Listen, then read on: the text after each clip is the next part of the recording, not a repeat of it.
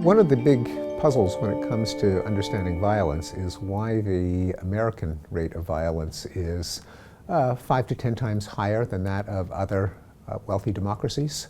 There are countries that have spectacularly high rates of violence, mainly in Central America and Northern South America and in Southern Africa. But it's funny to see the United States not quite up there, but with much higher rates of homicide than our peers in the British Commonwealth and in Europe. Now, the ready answer is, well, that's because we have all those guns. And that is part of the answer, but it's not the total answer. Because even if you subtract out all of the gun homicides in the United States, and you just look at all the murders committed with ropes and candlesticks and knives and so on, the United States still has a higher rate of homicide. And we also don't know for sure whether the favorite remedy of many people on the liberal left, namely tougher gun control, would have an effect in lowering homicide, given how many guns are already out there. The United States has more guns than people, so restricting the sale of future guns is a small measure.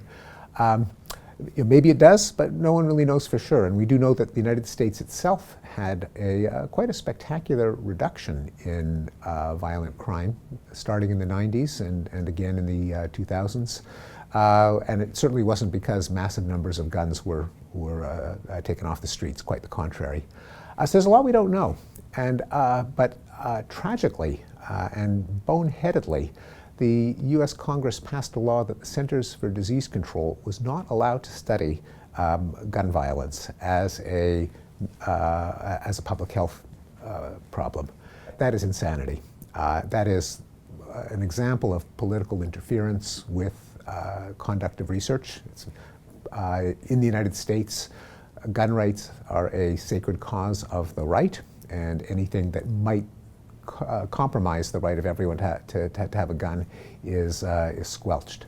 I've talked about many of the threats to academic freedom from the campus left, but the political right is far more pernicious because they actually have power. I mean, academics, it's often said that academic debates are fierce because so little is at stake. But when it comes to government, a lot is at stake. And the suppression of research on gun violence is an example of how the right is also guilty of suppressing freedom of inquiry. And it's one of the reasons why we really don't know how best to reduce gun violence in the United States.